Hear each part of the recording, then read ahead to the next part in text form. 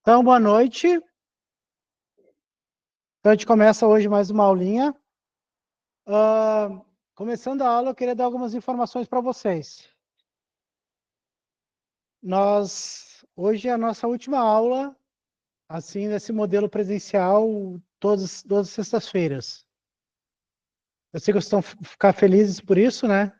Não, até parece. Aham. Não, vai ser o seguinte, ó. Eu vou explicar como é que vai ser a nossa programação. A partir do ano passado, eu desenvolvi esse método que eu achei que funcionou muito bem, que não adianta dar aula todas as semanas de redação. Isso não faz com que vocês melhorem necessariamente a escrita. O que basicamente melhora a escrita é ter teoria, ter as informações, mas praticar. Então, o que a gente vai fazer a partir de agora? Não significa que a gente não vai ter mais aulas de redação. Vai ser da seguinte forma. Vocês não vão ter aula nas duas próximas sextas-feiras, dia 13 e dia 20. Dia 27, a gente vai ter uma aula. Só que essa aula vai ser para fazer uma redação em sala de aula. Tá? A gente vai fazer uma redação aqui. O pessoal do EAD, que está me ouvindo aqui, me vendo, a gente vai fazer essa atividade, vocês podem fazer de duas formas. Ou presencial no PEAC nas sextas-feiras, de tarde ou de noite, ou sábado, online. Sábado de tarde eu vou fazer online, daí eu vou acompanhar as dúvidas do pessoal online. Como é que funcionam essas atividades, seja para o presencial ou para o EAD? Eu vou dar um tema que eu vou elaborar. Esse tema vai ser do Enem, o primeiro. Eu vou elaborar esse tema e vocês vão ter das 2 às 5 para da tarde, das 7 às 10 para a noite e das 2 às 5 no sábado para o EAD. E quando vocês tiverem alguma dúvida, vocês podem me procurar na sala, fora da sala de aula, eu vou lá e explico, vou fazendo assim, quem sabe tu faz desse jeito. É uma escrita, mas ela é assistida, vocês não vão ficar sozinhos. Vocês podem ter todo o tempo para pensar. O tempo da redação não é 3 horas, ele é bem menos que tu deveria usar para fazer a redação do Enem ou da URGS, mas eu vou trabalhar nesse sentido para a gente ir construindo os problemas e melhorando as questões de vocês. O que precisa, inclusive do EAD funciona bem, o pessoal me chama numa sala, levanta a mão lá no Meet, e eu boto numa sala reservada e tiro as dúvidas com a pessoa.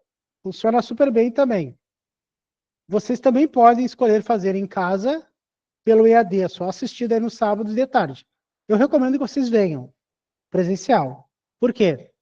Porque tem pessoas que têm dificuldade para escrever em casa. Então, a gente vai ter esse modelo. Então, a nossa primeira escrita é dia 27, agora de junho. A nossa segunda escrita é dia 18, Felipe? 20. Eu também. 18 de julho é uma outra sexta-feira. Essa escrita já vai ser modelo URGS. Então, nós já temos 2 modelos prontos para serem escritos.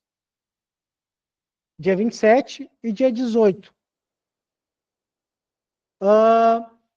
O que mais? Vocês têm várias atividades. Não, vocês têm várias atividades para serem feitas. O que a gente precisa até o dia 20? Até o dia. Que dia que eu falei? 20? Próxima redação do 7.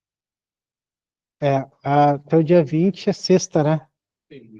22, eu acho. Agora que eu vi que eu. Desculpa aí, Felipe. Até o dia 22, vocês têm para me entregar todos os conteúdos em dia. O que significa isso? Vocês não vão ter aula nas 2 próximas sextas-feiras, então vocês podem escrever a redação nesses dias. Quais são as redações que eu vou querer que vocês todos tenham feito? A primeira redação do Enem, que era sobre o trabalho de cuidar da mulher, né? Essa redação. As 2 atividades sobre propostas de intervenção e uso dos NECs, dos recursos coesivos, são essas 3 atividades que a gente fez até agora. Hoje, vocês vão receber mais 3 redações para fazer. Pessoal, não é que eu estou dando tudo isso para vocês, essas 3 já eram para estar feitas. São só 3 redações que são de hoje para frente. Então, se alguém tem mais, é porque não fez. Então, não vou botar aqui, eu estou dando esse monte de atividade. E como você tem 2 semanas, e na semana que vem tem um feriado, na quinta-feira, se organizem para fazer. Por quê, pessoal? Já deixa eu te falar, tá?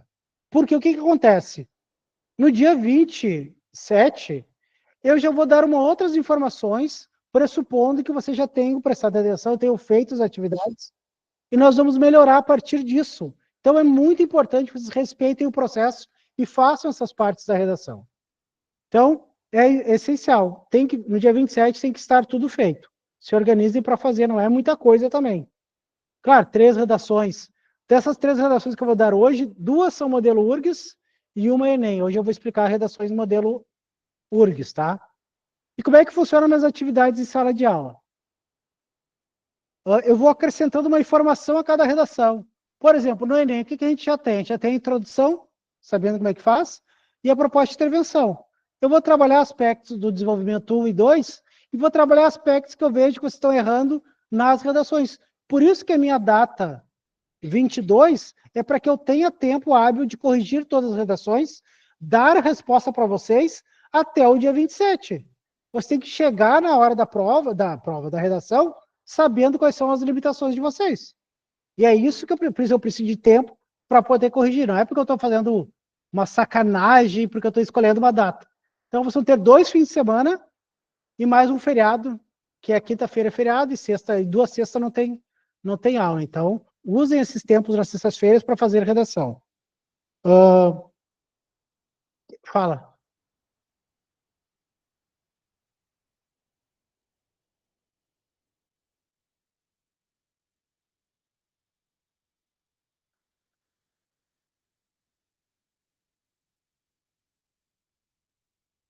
Não, tá, desculpa, qualquer um dos 2 temas, tá? Tá, não era para fazer as duas, eu falei, era qualquer um dos 2 temas para vocês fazerem, tá? Se fez um deles, tá bom. E se alguém quiser fazer mais um, pode fazer também. Vai estar aberto, tá? Quem quiser fazer mais. Tem um aluno que perguntou, só uma redação por mês? Não, não é só uma redação por mês. Agora, a gente vai fazer uma primeira atividade em sala de aula, de escrita, do Enem e da URGS. Depois disso, a gente vai ter da seguinte forma. Junho a gente vai ter um modelo de redação em sala de aula, julho mais um modelo, agosto um modelo, setembro um modelo. Isso são redações em sala de aula, 4. Outubro, a gente vai ter mais 2 redações. As 2 são do Enem, porque é um mês antes do Enem, né? Novembro, entre o Enem e a URGS, a gente vai ter mais 2 redações modelo URGS. Então a gente tem 8, né? 4 mais 4, 8. 8 redações em sala de aula. Isso não significa que são só 8 redações no PEAC. Primeiro.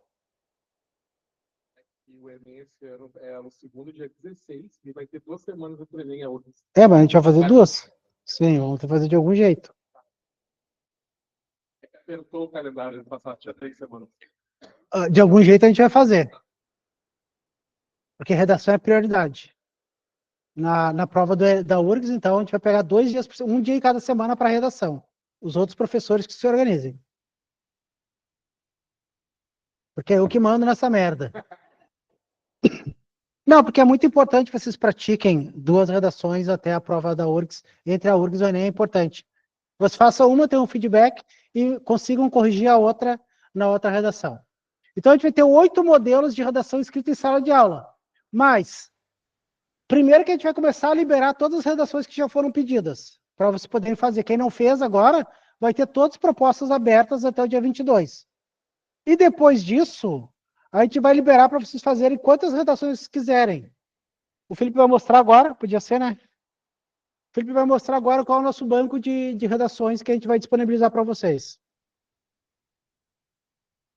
O nosso recorde de redação entregue, acho que foi 36. Um aluno fez 36 redações. Passou. Tinha muita dificuldade. Redação nota 400. Começou uma coisa assim bem difícil. E passou, e conseguiu melhorar.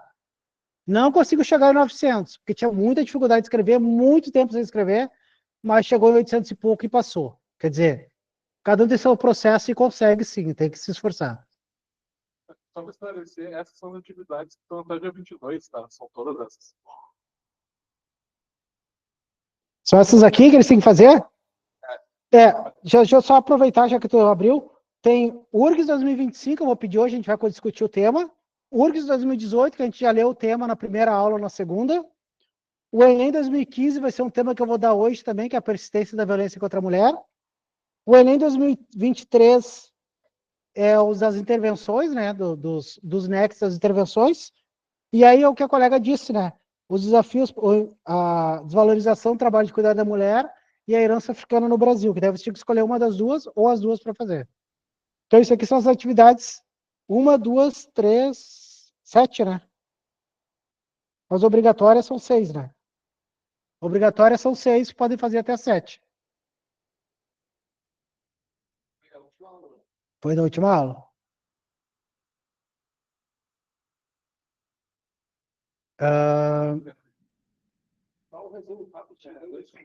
Não consigo assistir a aula? Deixei lá gravada.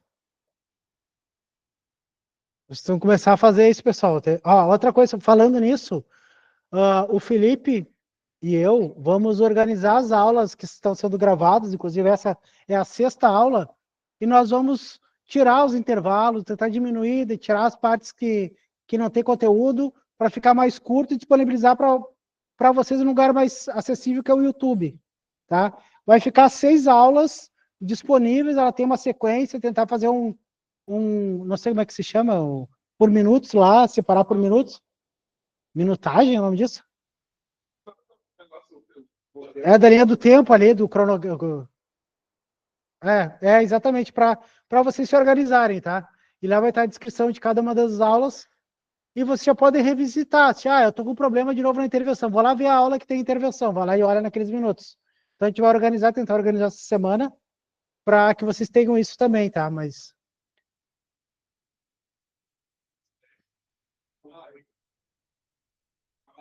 As folhas, elas têm na sede ali, acho que aqui tem não, aqui é a folha de redação.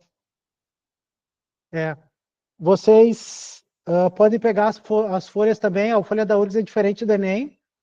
A folha da URGS são 50 linhas, é menos larga a linha, é 14 centímetros. A folha do Enem é 17, e só que é 50 linhas, a da URGS. Então, tem essas diferenças aí que a gente vai trabalhar. Então, o que eu vou ter de atividades obrigatórias até o dia 27 são 6 atividades. 2 delas não é fácil fazer uma proposta de intervenção de um texto que tu não escreveu, né? Foi um pouco difícil, não foi? É um pouco difícil, mas também, ao mesmo tempo, ele te força a entender o que tem que ter na intervenção. Te força a usar os componentes da intervenção, a proposta, o agente, o que fazer, como fazer, de que forma, quais as consequências, o detalhamento, te força a trabalhar isso. Quem não fez, me entrega essa atividade, por favor, é super importante, para que vocês continuem progredindo. E o pessoal do EAD pode participar presencial. Sim, pode participar presencial. Sim, nas sextas, de tarde ou de noite, tá? Ô, Sora, uma pergunta. Fala. E se, eu não quiser ir pro presencial e continuar online, tem problema? Entendi. Se eu quiser continuar no online, tem problema? Tu quer ir no presencial ou online? Eu não entendi. Tu quer os dois? Não. Se eu quiser fazer online, tem problema? Não, pode fazer online. Ok. Acho que tá falando da redação, né? Pode fazer online. Possivelmente eu até entregue um pouco mais de tempo para fazer nas redações. Eu deixo geralmente até o domingo. Se eu faço na sexta, já até domingo. Até para quem não pode fazer no sábado de tarde, por exemplo, ou tiver um imprevisto, pode me entregar até domingo daquela semana. Se eu achar que a gente tem que fazer outras aulas extras, possivelmente elas vão ser online. Daí eu faço sábado de noite, sexta de noite, não a noite toda, talvez 1 hora, ali só para tirar alguns aspectos e para incentivar, para instigar vocês a fazerem outros temas. Então, volta e meia, eu vou marcar aulas online, mas daí se acostume que não é vindo aqui, até para vocês estarem em casa, para descansar, e para a gente manter também um ritmo de contato, não pode ficar muito no tempo, É importante, às vezes, uma proposta, ou eu falando alguma coisa que incentiva vocês a fazerem. Mas podem ter certeza que esse método funciona. A maioria de vocês vai escrever muito mais redação do que escreveria se fosse livre. Se eu ficasse toda sexta com um período, assim, como tem outras matérias, sei lá, português, química. Se fosse uma aula regular lá com os dois primeiros, os dois últimos, o primeiro ou o último da noite, vocês iam ver que ia ficar uma aula e vocês iam ficar o ano inteiro sem escrever. Então, esse modelo funciona bem mais. Inclusive, eu acho que está um nível muito grande, a gente está chegando já em 1.000 redações entregues. É muita redação entregue. O ano passado a gente teve o quê? 2.000 e pouca? 3.000? Chegou a 3.000. É, 2.100, a gente já está na metade e recém começou a escrita. É, já está chegando no 1.000. Deixa eu ver. Todas as aulas vão ser assim agora ou só alguns no dia que tiverem? Todas as aulas de redação. As outras aulas tem aula normal, né? De química, de física, de matemática, de história. Feito? Nossa, Fala. eu não entendi essa questão de que vai mudar para os sábados. Não vai mudar para sábado, vai ter as atividades sexta, pode fazer de tarde ou de noite. Tu pode fazer sábado de tarde, das 2 às 5, ou tu pode fazer domingo na tua casa e me entregar até domingo. Se tu quiser o auxílio de um professor, vai ter que ser ou na sexta ou no sábado. Eu não posso ficar até domingo online. Então, você pode vir na sexta, assistir na sexta, ou no sábado se precisar da minha ajuda. Se tu achar assim, eu não preciso da tua ajuda, esse careca não sabe bosta nenhuma. Pode fazer tranquilamente domingo na tua casa, não precisa de mim. É só se precisar da minha presença. Tá bom, entendi. Mais uma pergunta que é sobre escrever no tablet. Ainda tá liberado ou é caneta? Escrever no quê? Ah, Não tem escrever no tablet, nenhuma possibilidade. Sempre na caneta, não tem digitar. Digitar eu nem corrijo. Vocês não vão escrever digitando nada, tudo na mão. Tá? Não... Professor, Hum. eu perdi 20 minutos de aula porque meu computador estava no mudo e eu não sabia. Aí eu fiquei em dúvida que tantas atividades são essas, tipo, não era só a dos Nexo e da proposta de intervenção? E as outras que eu pedi, né? De uma redação que eu tinha pedido antes, tem que fazer também. Se tu não fez, Essa eu já mas fiz. a maioria fizeram, né? A maioria fez. Não é a maioria fizeram, a maioria fez. Como quase todos fizeram a primeira atividade, como eu recebi muita redação, imagino que que a maioria não esteja atrasado na primeira atividade, mas a de proposta de intervenção sim, porque a gente tem 300 e poucas, né? Não chegou a 400, então vários ainda não me entregaram. Feito? Agora o Felipe vai mostrar qual é o nosso banco de questões aí. Usa o microfone aí, Felipe, para... Pode ser. Isso aqui é um negócio que eu não sei, que o Felipe está passando. Ó, ali as propostas da URGS, ó, se vocês olharem, a gente tem até os anos 70, eu acho. Até 75, eu acho. Era. Mas algumas coisas podem ser mantidas. Só para vocês olharem, o que eu acho importante nesses temas? Não necessariamente você tem razão sobre ser diferente, mas os conteúdos abordados, é interessante olhar os temas. Os tipos de discussões que se aparecem. E essas próprias discussões, elas te dão um repertório para a escrita. Tá? Tem todos os temas aqui. Mas vai mais recente, Felipe, só para a gente...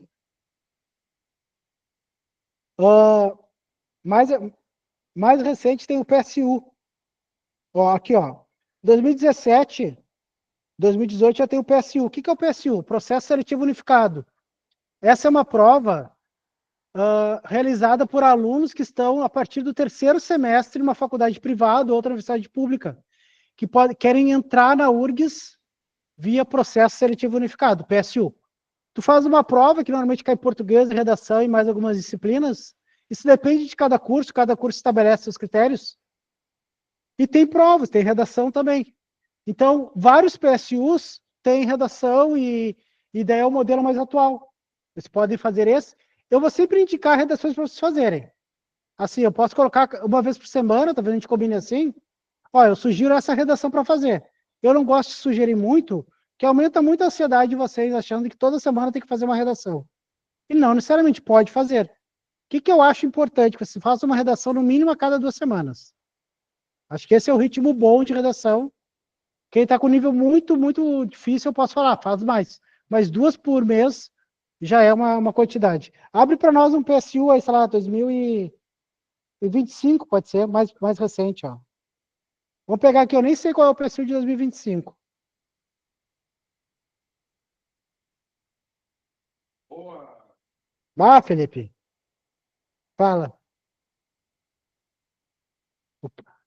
Nem todos estão postados, tá? Existe para Não, é que existe pra gente, mas a gente não divulgou para vocês. A gente vai colocar aos poucos. Por enquanto, as atividades que eu vou dar agora. Boa, que bom, cara. Puta merda, Felipe. Pode. Ah, precisa passar mais vergonha daí. Na outra 0 bytes. Não, não, não, não. Vai, vai. Aê! Nunca foi sorte. Ó, aumentar um pouco aqui. Ó, esse PSU aqui, por exemplo, ó, tem até certos fragmentos de texto ó, que você poderia usar. Todo ser humano é o resultado de um pai e uma mãe. E mãe. Pode-se não reconhecê-lo, mas amá-lo. Pode-se duvidar deles. E aí começa a falar sobre algumas coisas e depois tem temas que são bem parecidos com o que a URGS está fazendo, o mesmo modelo. Ó. Escolha uma situação, uma pessoa, um acontecimento, um episódio que você julgue ter marcado sua vida. Tem vários modelos aqui. Claro que o ideal é fazer as redações mais novas, mais recentes, porque elas têm mais a ver com o tema. E eu vou dar redações, as redações que eu vou dar, às vezes pode ser um tema que foi cobrado em algum lugar, mas às vezes eu vou criar o tema para vocês fazerem também nessas aulas presenciais. Tá? Então, é importante esse banco. Não está disponível ainda, porque eu quero que vocês façam essas 3 que eu estou direcionando para, que é a URGS 25, URGS 24 e 25. Não, URGS 25 e URGS 2018 e o Enem 2025. Tá? Para essas próximas semanas. Vai lá no Enem só para a gente ver do Enem também.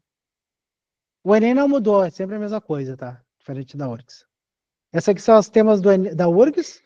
Ela tá assim em caixinha cinza porque ela não está divulgada, não tá. Tem rascunho. Ó, o Enem tem todos também, ó. Não é só há um ano, tem as reaplicações também, que é interessante. Tem todos os Enems, pode descer. Ou eu desço também. Ah, pode ser.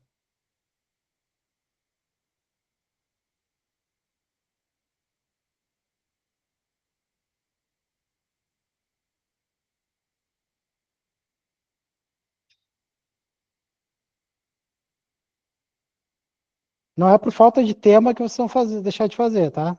Desde 2018, 2098. Coloca ali, vou ver como é que é a redação de 98. Eu acho que é aquela do o que é o que é. O que é, que tem a música do Gonzaguinha. É exatamente. Viver, não ter a vergonha de ser feliz, cantar e cantar, aprendiz. Olha como é que era o tema do Enem. Olha a diferença. Bom, bagulhinho. Redige um texto dissertativo sobre o tema Viver e Aprender, no qual você expõe as suas ideias de forma clara, coerente e conformidade com a norma culta da língua portuguesa, sem se remeter a nenhuma expressão do texto motivador, o que é o que é. Dê um título à sua redação, que deverá ser apresentada a tinta e desenvolvida na folha anexo. Você poderá utilizar a última página desse caderno de questão para rascunho. Legal, né? Mudou bastante, não mudou? Olha que tema é esse, eu nem sei o que é isso. Qualquer coisa pode, né? Qualquer coisa que tu escrever não foge do tema, porque o tema permite. Não estamos mais assim. Então, essa redação já não serve tanto para a gente nesse modelo, mas dá para a gente comparar. A redação do Enem mudou muito em 2004, quando o Enem passou a ser uma forma de ingresso no ProUni. Aí sim a prova mudou muito a característica e ela foi evoluindo. 2009 é um marco divisor, é um divisor de águas no Enem. Então, o Enem 2009 para cá, ele tem mais homogêneo nas questões e nos temas discutidos. Feito? Vamos? Pode ser assim? Vamos ficar com saudade da aula? Não. Ah, que pena, gente. Eu posso dar mais umas aulas também, assim. Eu acho que sempre tem conteúdo, né? Sempre a gente tem conteúdo. Com certeza eu tenho muito conteúdo para passar para vocês. Mas eu acho que não é tão produtivo para vocês. Embora a minha aula seja boa.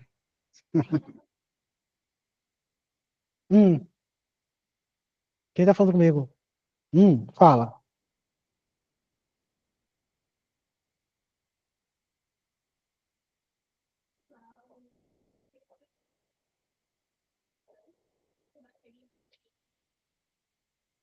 Eu acho que tá lá no. Tem o caderno que eu escrevo, tá tudo lá. Eu só não digitei e tá lá nos cadernos dos calabresos.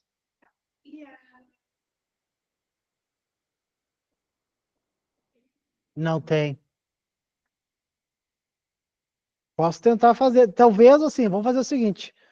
Vamos esperar vocês escreverem, eu vou ver como é que vocês estão na proposta de intervenção. Se eu achar que vocês precisam de um modelo para intervenção, por isso que eu preciso do retorno de vocês. Mas eu acho que vocês não vão precisar. Não, tem que praticar.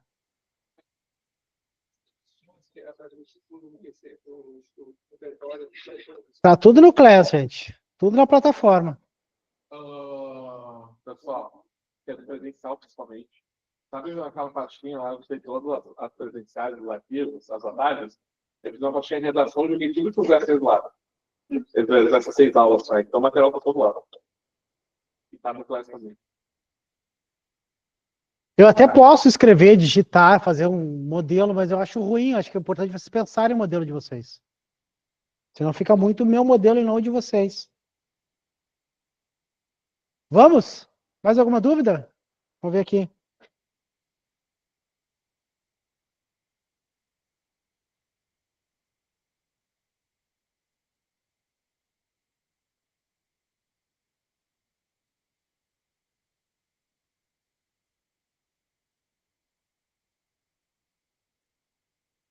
Pessoal, deve estar se entendendo ainda do que está acontecendo. Aham, Então eu tô assimilando. tá.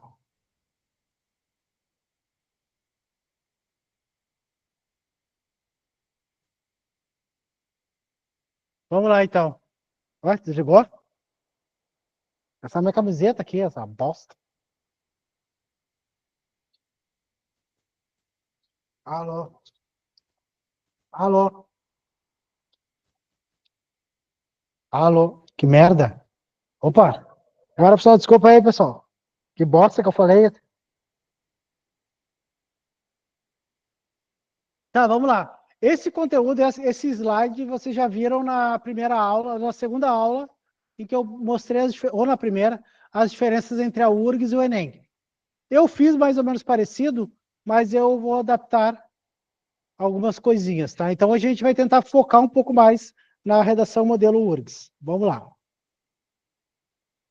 As principais diferenças, você já sabe, né, entre o URGS e o Enem.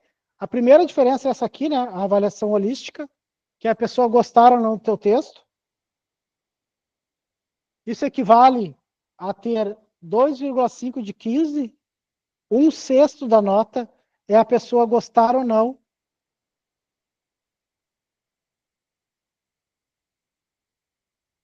A Sabrina pediu para mexer na câmera que não está me vendo. É um desperdício para a humanidade não me ver. Olha o charme.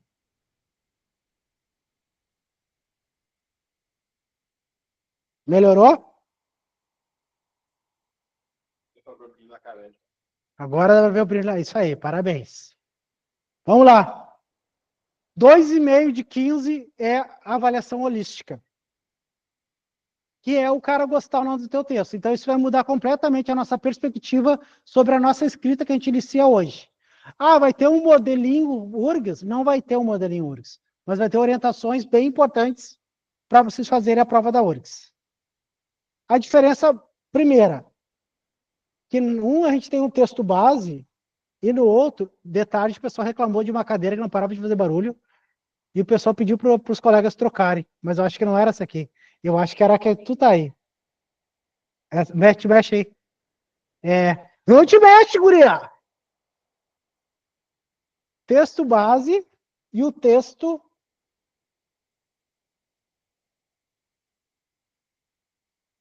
motivador. Texto base é o modelo que a URGS adota.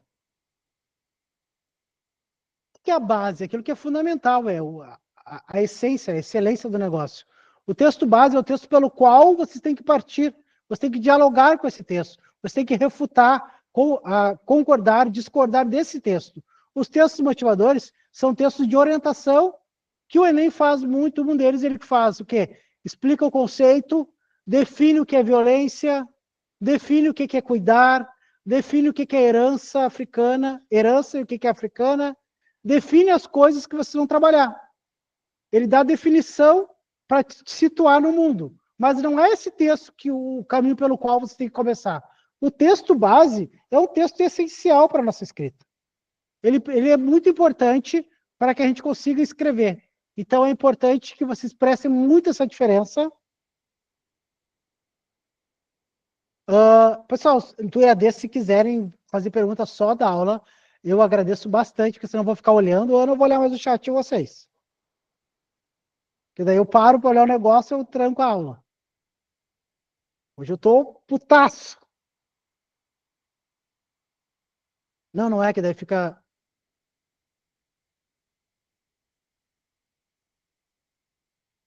Vamos lá. Esse texto aqui é necessário escrever a partir do texto de referência. Isso é uma diferença muito importante. Gente, essa segunda dica aqui é talvez uma das mais importantes que eu vou dar para vocês. A URGS te deu um texto super denso para vocês interpretarem o texto para depois responder o texto.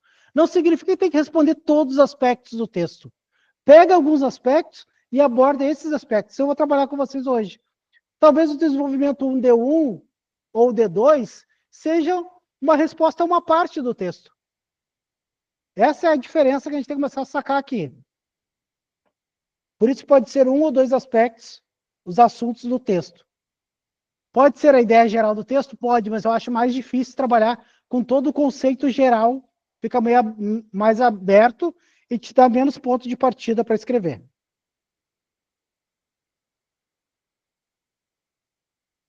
Quais foram os temas que a URGS cobrou a partir da mudança, como a colega disse, da mudança que foi em 2018?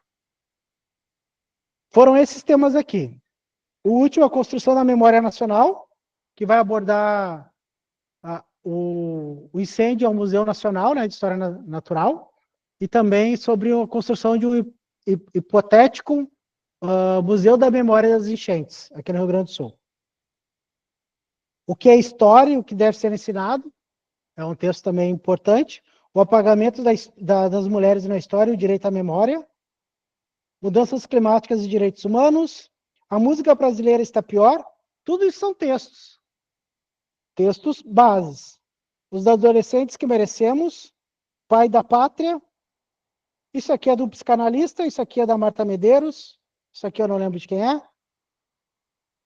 Isso aqui é de uma juíza. Isso é de uma das maiores autoridades em história brasileira. Esse aqui também eu não sei de quem é. Não me lembro. São esses os textos básicos, que são textos mais densos, uns mais difíceis que outros para ler. Mas é a partir deles que a gente vai responder. Seja autor. Gente, essa é uma diferença muito grande para o Enem. Qual é a redação boa na URGS? A redação boa na URGS é que tu consiga perceber o indivíduo que escreveu aquele texto. Tu tem que perceber que existe um sujeito daquele texto. Quem é esse sujeito? Mulher? Esse sujeito é negro? É gay? Esse sujeito é privilegiado? Não é privilegiado? Ele tem uma ideologia muito forte, acredita numa questão muito forte. Essas questões, se elas aparecerem no teu texto, se tu conseguir mostrar a autoria no teu texto, esse texto é bom. Esse texto que vai ser bom. Então, tu não pode ficar em cima do muro, nunca. No Enem tu pode ficar salameando a redação toda. Fica enchendo linguiça, mete um Dostoiévski, mete um Zygmunt Bauman. Na URGS tu pode fazer isso? Claro que tu pode usar repertório. Mas é uma diferença muito grande entre a URGS e o Enem nesse aspecto. Enquanto o Enem vai contar lá quantos repertórios tu colocou para te dar nota na competência 2, né?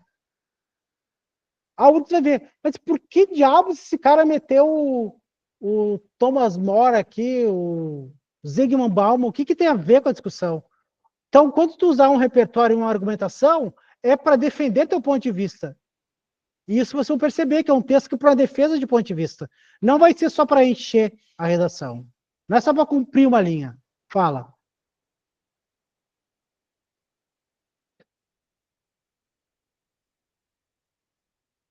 A gente vai ver agora, tá? A gente vai ver isso daqui a pouco em alguns. Que alguns contam, outros não. Ele primeiro, depois tu. Pode ser lugar de... Não é só lugar de fala, né? Não diria lugar de fala, porque lugar de fala significa nós homens gostamos de falar para as mulheres como é que tem que ser as coisas, por exemplo. A gente não se coloca... como é que é o nome disso em inglês? Ah, isso aí. Isso é repertório, é usar esse tipo de repertório, por exemplo. Não é necessariamente em lugar de fala, sabe? É o indivíduo que está por trás. Pode usar o teu lugar de fala? Pode, mas é pertencimento. Eu acho que o lugar de fala é um pouco mais diferente disso, assim. Quando tem uma pauta muito... Tu não precisa ter uma pauta específica para fazer a redação da URGS. O lugar de fala tem mais a ver com isso, né? Com nichos e com aspectos específicos. Fala.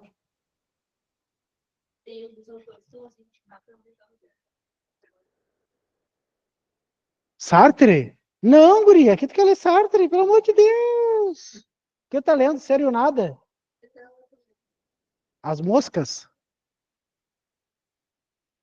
Puta merda, lê Sartre! Mas Sartre é muito difícil de ler. Ah, Fanon tem que ler. É necessário ler Fanon. O que tá lendo, Fanon? O que tá lendo, Fanon? Máscaras brancas, peles negras, né? É excelente esse livro, excelente esse livro.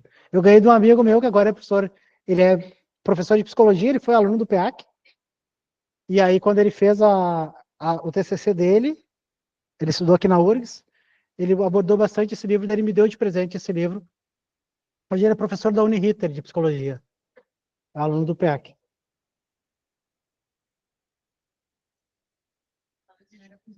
Daí eles meio que falaram para ele, tipo assim, talvez chamaram ele ali, né? Porque tá fazendo que não é os negros. Mas ele quis dizer que, tecnicamente, as pessoas têm que estudar várias tribos para entender o poder das pessoas. Então.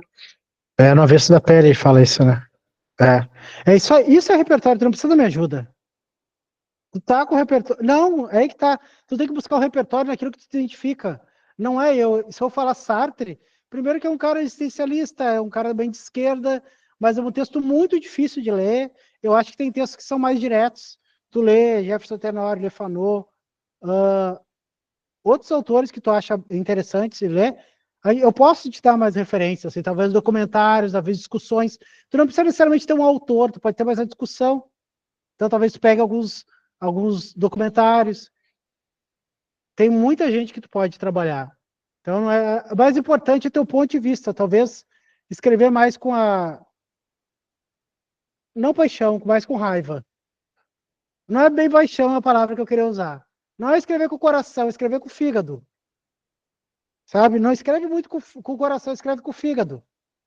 Aquela bile, assim, aquela coisa... Quando tu vomitou tudo, não tem mais o que sair do estômago, sai aquele gosto azedo.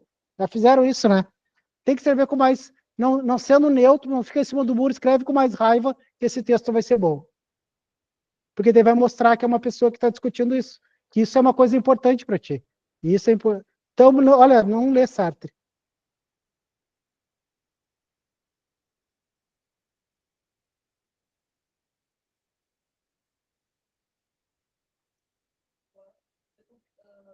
Agora é um trabalho de material também, que eu não consigo fazer.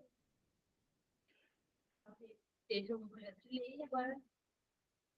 É isso que tem que aparecer no texto de vocês. Tem que aparecer uma pessoa que a questão racial é super importante. É essa indivíduo que tem que passar, uma mulher que está preocupada com isso. É exatamente isso. Quem quer perguntar mais?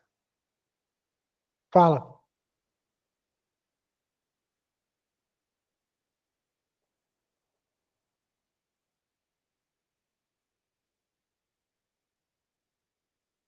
É que eu não sei mais ou menos. Aí o colega perguntou se ele fizer uma redação coerente, mas a opinião é questionável.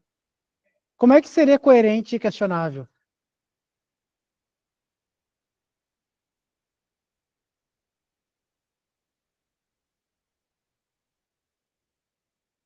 Vai impactar na tua nota. Tá, a pergunta do colega, o pessoal do IAD que não ouviu, ah, as referências, as experiências que a pessoa tem, elas têm que ser utilizadas para sustentar a sua opinião. É exatamente isso. É exatamente isso que você tem que fazer. A minha opinião é que o problema da invisibilidade do trabalho de... Não, pegar o tema que seja da... Eu tô maluco já. Hoje tá complicado, deixa eu ver. Qual é o sistema agora? Nem me lembro mais. O último. O da memória. O direito à memória, né? Está dizendo o último tema que vocês vão fazer. Eu acho que o direito à memória é uma forma, manter a memória é uma forma de transformar a sociedade em um espaço mais sadio e democrático. Se eu estou dizendo isso, eu estou dizendo só uma opinião minha. É só uma opinião. Mas por que o direito à memória é um direito que vai manter a democracia? Eu não quero antecipar, porque a gente vai discutir isso no tema. Mas quais são os aspectos que fazem com que a memória, recuperar a memória e manter a memória viva, faça com que a sociedade seja melhor? A quem interessa não ter o direito à memória? Então dá para discutir isso, eu vou discutir a partir de toda a minha experiência. Qual a minha experiência? Como indivíduo que veio da periferia de Alvorada, que eu sou da periferia da Alvorada, filho de empregada doméstica, de mestre de obra, como indivíduo que acessou a universidade e viu o poder de transformação da universidade, o indivíduo que tem as leituras dele, que estudou história. Então, tudo isso que tem uma posição frente ao mundo bem mais à esquerda, que esse indivíduo aqui, ele vai ter vários referenciais para sustentar o ponto de vista. E é assim que a gente constrói. Então, o ponto de vista tem que ser sustentado com argumentos, mas não um argumento só por existir. Ele tem que ser um argumento que seja válido. Mas senão eu não vou conseguir escrever só por escrever o argumento. Vocês vão ver que quando a gente faz a prova da URGS, a gente quer defender a nossa opinião. Ele é bem mais aberto, te permite muito mais. Ele não tem uma fórmula fixa quanto a isso. Vamos fazer pegar os comandos, que é a outra parte, que é super importante.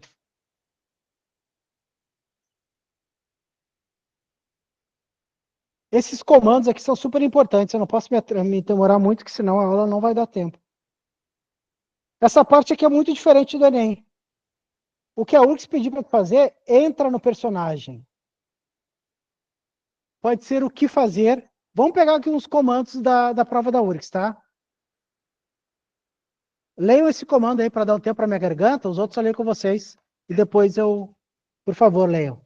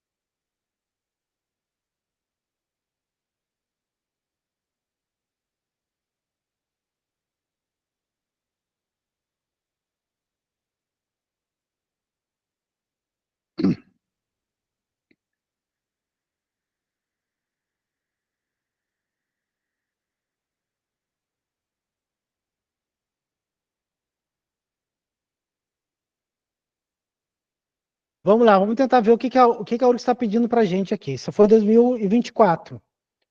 Tendo em vista essa situação, o professor coordenador, vou mudar a cor da minha caneta. O professor coordenador solicitou a membros do grupo a redação de um texto dissertativo que apresente claramente um posicionamento acerca das opiniões lançadas pela juíza. as opiniões sobre o apagamento da mulher na história, tá? A gente não está lendo o texto da juíza, está lendo só o comando. Esses textos apresentarão a ideia daqueles que concordam ou daqueles que discordam da autora. E aí começa o comando, tá? Você foi um dos escolhidos pelo professor para essa importante tarefa. Escrever um dos textos. Observe que você será porta-voz de uma coletividade. Isso é importante. Imagina que a gente está numa discussão aqui e metade concorda com uma coisa e metade discorda. Existem posições que tu pode ser o porta-voz. Em vez de cada um falar, vamos escolher agora cada um desse grupo, um desse, para falar. Mas, em vez de falar, agora vai escrever. Então, tu vai ter que carregar a ideia de todo o teu grupo, porque é isso que a URGS está pedindo. Faça o que a URGS está pedindo. Além de apresentar um posicionamento qualificado sobre as ideias, você deverá apresentar a opinião de seus colegas do grupo. Como é que eu posso apresentar a opinião dos meus colegas do grupo? Eu posso dizer assim, prezada juíza, nosso grupo concorda com a senhora quando diz isso. Tu já começa a colocar as pessoas no texto. Tu pode escrever eu, mas qual é a melhor pessoa gramatical para escrever esse texto? Primeira, segunda, terceira? Nós, né? O nós fica melhor aqui, né? Porque vocês são porta-voz de uma coletividade. Fala.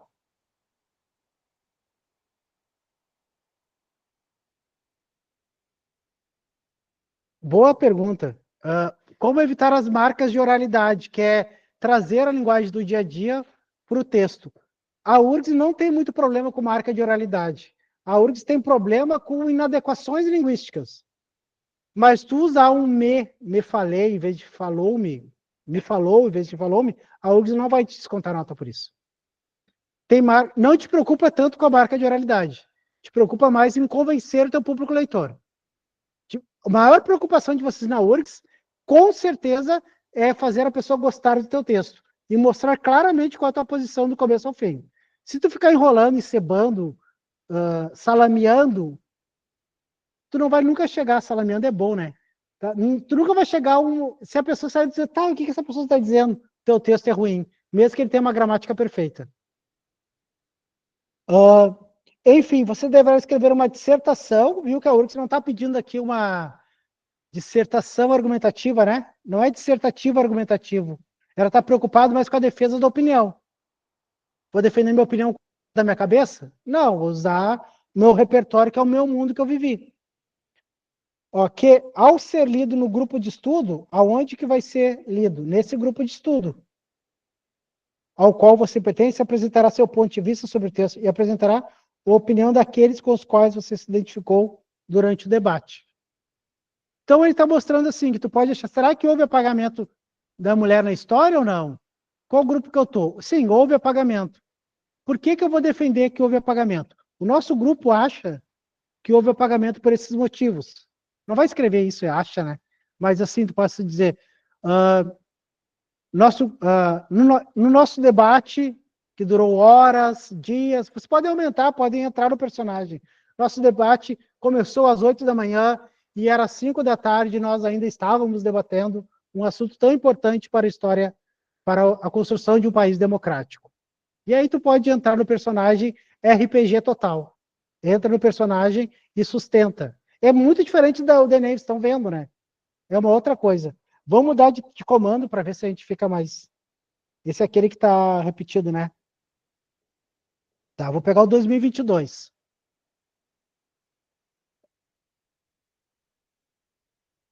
Em resumo, você deverá escrever uma dissertação que, ao ser lido perante um grupo de jurados, olha só, agora vocês vão escrever uma redação, a redação do Enem, da URGS, você vai ser lida perante um grupo de jurados. As 3 aqui são os jurados, eu vou ter que fazer um texto para convencê-las de alguma coisa. Do quê? Apresentar claramente, a URGS adora claramente, né? Claramente seu ponto de vista sobre as ideias de Mary Robson, expressas na entrevista publicada no jornal. Essa redação deve convencer os jurados de que você é a pessoa certa para representar sua universidade nesse grande debate. O texto antes ele dizia sobre vocês são estudantes universitários que discutem as coisas importantes da sociedade e tu quer ser o escolhido. Esse texto agora, qual pessoa que é melhor usar? Primeira, segunda, terceira? Primeira, né? O nosso outro comando era ideal ser escrito em primeira do plural, né? Nós, nosso grupo. Essa aqui, primeira pessoa do singular, eu, né? É para tu ser escolhido. Você é a pessoa certa. Por que eu sou a pessoa certa? Tu pode inventar. Tu pode dizer que tu é a pessoa certa, porque esse debate faz parte das discussões do currículo de graduação que vocês têm, que isso é uma atividade que afetou vocês, porque a tua família é de origem ribeirinha. Pode falar qualquer história e pode amarrar questões importantes dessas pessoas. Não significa que tu só está inventando. Tu pode falar da fragilidade, como o meio ambiente inadequado afeta os mais pobres. Tem todas umas discussões. O importante agora não é discutir o texto, que a gente não leu o texto, mas entender que existem comandos que você deve respeitar. Então, seja claro, construa argumentos bem fundamentados, de modo que possa convencer de que você é a pessoa ideal para debater com a pensadora. A ideia é que alguém seja escolhido para ir lá falar com essa pensadora, que é a ex-presidenta da Irlanda, eu acho. Você tem que ir lá falar, então tem que ser escolhido por um grupo de jurados. A ideia agora é só apresentar como é que os comandos aparecem. E sempre tem uma novidade em cada um dos comandos. Esse aqui, eu vou ler com vocês. Posso inventar tudo, tudo que é, tipo... Sim, o personagem tu pode inventar. Tu pode ser eu sou o Homem-Aranha, sou o Batman, e eu tô aqui. Não vai inventar demais, né? Não vai viajar muito no negócio. Mas como tu vai usar isso, vai ser... A criatividade é um critério de avaliação na URGS, gente. Tem uma das competências lá das notas é criatividade. Gente, texto criativo ganha muita nota. Olha que não tem nada a ver com o Enem, né? Nada a ver, né? É muito melhor a URGS. Claro que vocês têm aquela receitinha do Enem, vocês se agarram, mas a URGS permite muito... Quanto mais criativo, melhor o teu texto. Vocês lembram que a minha redação eu comecei, gosto de um ditado que diz que o idiota calado não é descoberto? Lembram disso que eu li? Pode usar isso na URGS, tu pode ser criativo. Tu imagina, como é que eu vou escrever isso numa redação? Não pode, é um ambiente sério. Não, a URGS quer que vocês sejam autores e criativos. Olha o que a URGS está dizendo. Evidentemente, ou adjunto adverbial, o advérbio, ontem eu dei na aula do EAD, né? Que tem advérbios que dão ideia de uma pessoa só, ou eles referem-se a todo um parágrafo, toda uma frase. E agora está aparecendo aqui, evidentemente, é fácil encontrar quem concorde com a perspectiva assumida pelo jornalista e também quem dela discorde. Isso não deve causar nenhum espanto, pois quando se aborda um tema que está presente no cotidiano de todos, como é obviamente o caso da música brasileira, é comum encontrar múltiplas opiniões e quem as defenda com afinco. Com certeza você, após a leitura do texto, também formulou uma opinião acerca das ideias nele contidas. Assim, considere que você decidiu apresentar ao jornalista sua visão a respeito do que leu. Para tanto, você deverá escrever um texto que será enviado ao jornal, que poderá publicá-lo na seção Opinião do Leitor. Olha como mudou o comando. Observe que é muito importante que o seu texto, as ideias estejam expressas com clareza, adora clareza, para que os demais leitores do jornal possam compreendê-la e com elas concordar.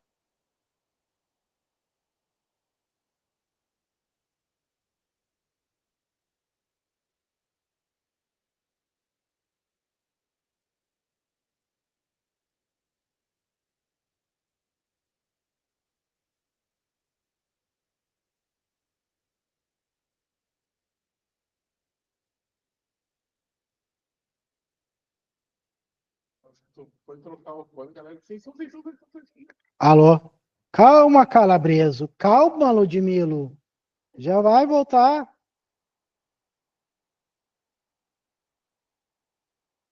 Voltou? Voltou, né? Segura o balanço. Calma, juvenil.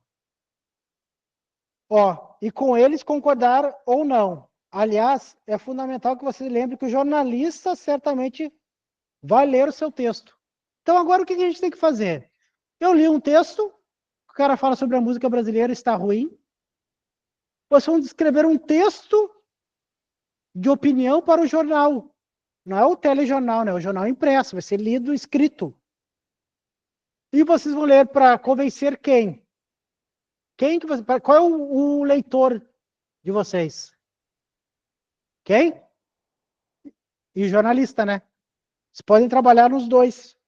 Vocês poderiam falar, você que está me lendo agora no jornal, você que está me lendo na seção Opinião do Leitor, lembre-se que esse pensamento expresso pelo autor fulano de tal carrega em si um grande preconceito contra os mais vulneráveis de nossa sociedade. Entendeu que tu já foi num outro nível? E tu está jogando com o comando da URGS. É isso que você tem que fazer. Você tem que abrir a mente sobre esses comandos. E podem ser livres, pessoal. Pode escrever à vontade. Sejam criativos. Joguem com o comando. Isso garante muita nota na URGS. Jogue. Você, leitor, imagina a seguinte situação. O samba, porque a pessoa vai falar que a música está ruim, porque fala da música, que tiro foi esse? Era uma música... Quem é essa música? É da Jojo Todinho, né? Que agora virou bolsominion, degringolou no negócio. Sempre foi, né? Tá. Mas aí a discussão era sobre a música. E daí, você, leitor, deve se lembrar, se não se lembra, se não sabe, é importante destacar que o samba foi marginalizado na sua construção. Era considerado música de vagabundo, de preguiçosos, e hoje ele é decantado como um grande ritmo brasileiro em todos os lugares. Então, aquilo que é visto como ruim é, na verdade, a reprodução dos preconceitos na sociedade. Tu colocou tua opinião e tu começou a embasar a tua opinião. Joguem com os comandos, gente. Se soltem um pouco mais. Eu tenho muito mais prazer de dar aula da URGS do que da ENEM. Não tem nenhuma comparação para mim, assim, é muito diferente. E eu vou dar só uma aula, né? Animal. Oi.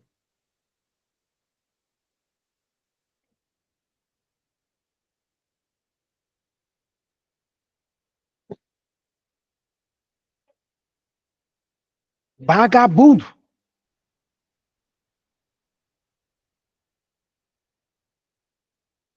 Tá, pode não usar a palavra vagabundo, mas tu pode falar... Tu poderia colocar um título como Coisas de Vagabundo. E aí depois tu relaciona isso com a tua redação. Entendeu a criatividade aí? Quando a pessoa lê assim, morreu minha bateria, eu acho que eu não estava carregando bosta nenhuma. E foi meu celular.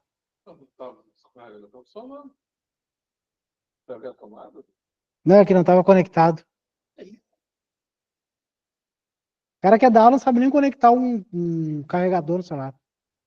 Diz pro pessoal do EAD que vai esperar uns minutinhos até carregar um pouco. Ah, eu tô falando, né? Não precisa tu falar. Fala.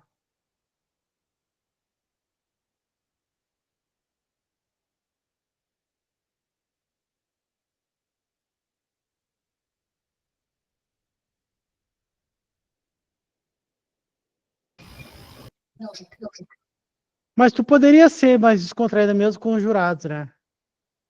Poderia falar, não descontraído, né? Mas ser mais criativo, mais livre. Não descontraído talvez não seja a palavra, mas mais livre. Poderia dizer assim, você já imaginou a discussão entre a presidenta da Irlanda e o Ribeirinho? Como isso aconteceria? E daí ele fala, caros jurados, é exatamente isso que acontecerá se vocês me escolherem como debate. Minhas experiências com o meio ambiente são experiências, tu pode ir falando e pode... A criatividade, sim, a criatividade tu pode... Mas não é que é solta quando tu fala com o leitor. Ela só te permite mais coisa. Tu vai continuar mantendo a norma culta, só que tu vai jogar mais com recursos de produção de texto. Tá? Mas algo que te permite bem além, bem livre nesse sentido, e ela quer que seja o mais criativo possível. Depois, nas correções, vocês vão ver que criatividade é uma dos critérios. Bem importante. Vocês podem tirar até 1 ponto desses 15 é criatividade. 1,25 desses 15 é muito ponto. Ser criativo. E dificilmente eu dou nota máxima em criatividade. Porque você tem medo de... Tem um outro que vem que eu fico emocionado. Mas é raro. Mas pode ser. Ok? Comando diferente, né?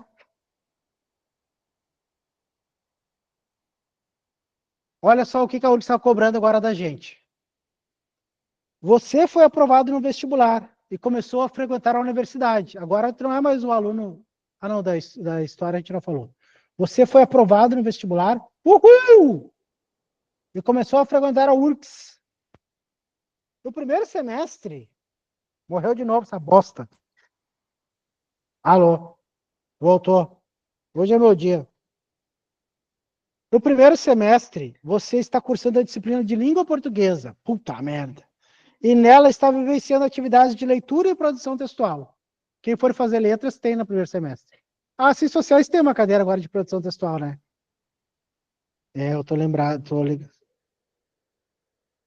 Não faz muito tempo que tem, né? Faz uns 5 anos que ela foi criada.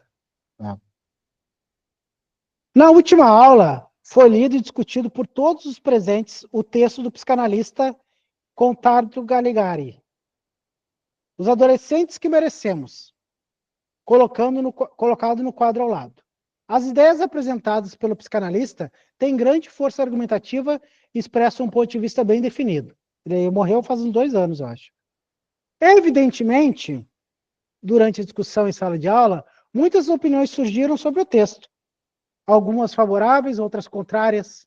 Essa diferença de opiniões, quando feita nos limites da tolerância e do respeito, vai te cagar, é bem-vinda, pois ela possibilita instaurar um debate bem fundamentado e a respeito de qualquer assunto. Após a discussão, ficou decidido, arbitrariamente, que você deverá produzir um texto dissertativo sobre as ideias expressas pelo autor. Além disso, foi decidido também que você lerá seu texto na próxima semana. Tema de casa. Basicamente, é o que você quer que faça no tema de casa. Integralmente, em voz alta, para todos os colegas da turma da faculdade. Tu é o chato da turma. Basicamente é isso. Tu é o palestrinha. Ora, tendo em vista essa situação, é fundamental que sua opinião seja apresentada de modo articulado, esperamos que todas as opiniões sejam assim, né? Em um conjunto de ideias claras e consistentes. Para desenvolvê-la, você deve se valer. Acho que alguém me perguntou isso. Você deve se valer, além das ideias do texto de Contardo Caligari, de exemplos pessoais, situações presenciadas, ideias, fatos que possam... fatos, acontecimentos, enfim, tudo que possa ajudá-lo a sustentar de maneira qualificada suas ideias e convencer os colegas da turma de que o seu posicionamento a respeito do texto é defensável. Ou para ser indefensável tem que ser muito ruim, né? Não tem nenhuma defesa. O que a URGS está dizendo? Faz o que tu quiser. Não é isso que ela está dizendo? Pode falar da tua experiência, pode falar do que tu quiser. E a URGS permite isso. Ela é muito mais ampla. Ela não está falando, cita o Thomas Hobbes, cita o Paulo Freire. Ela não está dizendo isso. Faz o que tu quiser, desde que tudo que tu usar seja para sustentar a tua opinião. Faz como tu quiser. Em resumo, você deverá escrever um texto dissertativo. Vou ligar meu celular aqui para ver o... Perguntas? E agora, em que tipo de pessoa gramatical a gente usa aí? Eu, né? Prezados colegas, bom dia. Ou boa tarde, sei lá. Na semana passada, a nossa discussão foi muito acalorada. Entretanto, acho que alguns pontos ficaram em aberto. Por isso, gostaria de destacar as seguintes questões. Primeiro, o referido psicanalista é uma pessoa muito importante e com grande bagagem de conhecimento. Nós, que estamos em uma universidade pública, cara vai falar, não. Devemos deixar o achismo de lado e defender ideias baseadas na ciência. Pode continuar e vai. Viu como dá para a gente ir articulando? Eu não tenho, vocês viram que eu não tenho uma receita de bolo, né? Quem tá achando melhor a URGS aí? Ah, tem uma galera que tá indo. Quem achou melhor Enem, não levanta a mão. Não, não.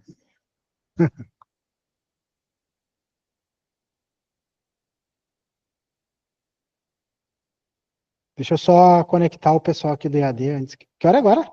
Hoje 16. Ah, tá. Então eu vou só falar desse comando aqui e fazer um intervalo, tá? Comando 2018 da URGS. Diz assim. Assim, a partir da leitura do texto de Marta Medeiros e das observações feitas acima, elabora um texto dissertativo que apresente seu ponto de vista acerca das ideias da autora do Brasil.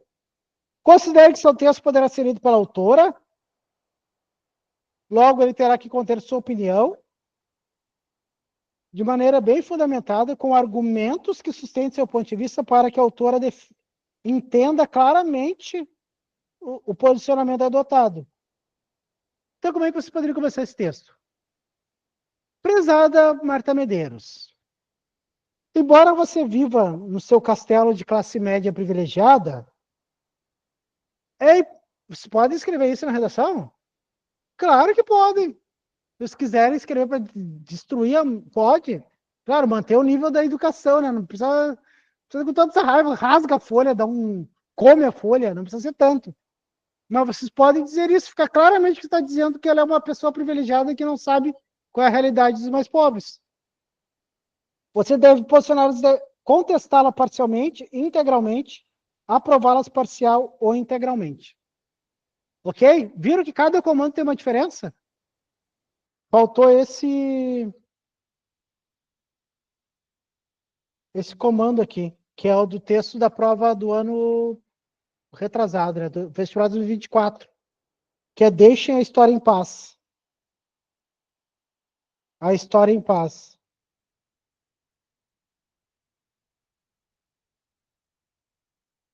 Vamos só mostrar qual é o comando da URGS, tá?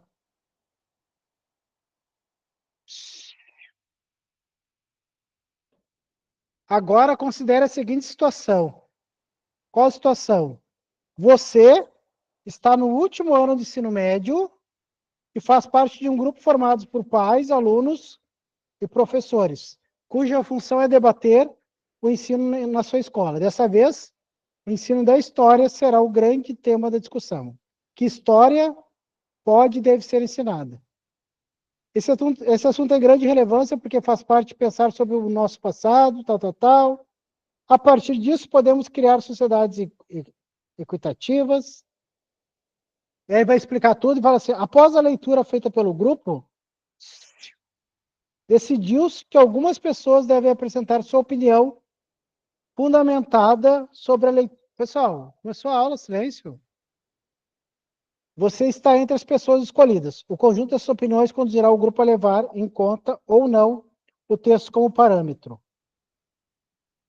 Como um dos escolhidos, você foi encarregado de dissertar sobre a ideia do texto. Deixa a história em paz. Você deverá apresentar ao grupo. Qual grupo? A respeito dos argumentos. A sua dissertação será lida perante o grupo e certamente será levada em conta para auxiliar a balizar o futuro do ensino de história em sua escola. Lembre-se, você terá a oportunidade de opinar sobre algo que pode ser de grande impacto na sua escola, o que pode incluir outras disciplinas do currículo, na formação cidadã de seus colegas. Nosso grupo é quem, gente? Nosso grupo é pais, alunos e professores, né? Então, vocês vão discutir sobre o ensino de história e o currículo da escola. Então, agora, no outro texto, que eu não lembro qual é, vocês eram alunos calouros, bichos do curso da faculdade. Qualquer curso está fazendo uma cadeira de leitura e produção textual. Agora, vocês são alunos do último ano de ensino médio. E você tem que discutir sobre o ensino de história. Então, cada um desses textos te coloca num personagem. Agora, vocês vão falar em primeira pessoa ou em terceira pessoa, primeira pessoa do plural, né? Nosso grupo decidiu. Como é que você começaria essa redação? Vocês começariam? Eu começaria assim. Prezados pais, professores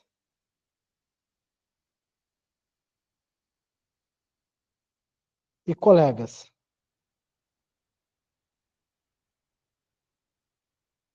Estamos aqui para discutir algo que é extremamente importante para a construção de uma nação. E aí, tu pode falar. Nesse sentido, o autor apresenta a seguinte posição, a qual concordo plenamente. Pois não cabe a nós discutirmos o que e de que forma será dada a história, e sim aos historiadores. E aí tu pode pegar aspectos do texto. Então, é importante pegar alguns aspectos. Por isso que eu dei para vocês, tu pode mandar no grupo do WhatsApp para eles? Eu te mandei? Ah, tá.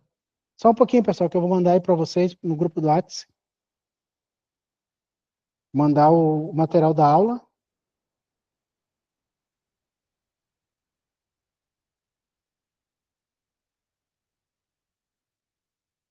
Bom, ninguém da oposição.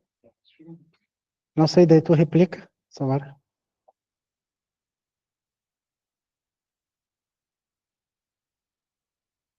Eu mandei para a turma EAD agora o material. Se tiver alguém do presencial, avisa aí que a gente manda no grupo, para não ficar spam. Esse material aí tem 6 páginas. Quem não pegou aqui no presencial, alguém não pegou? Peguem aqui na frente, tá, o material.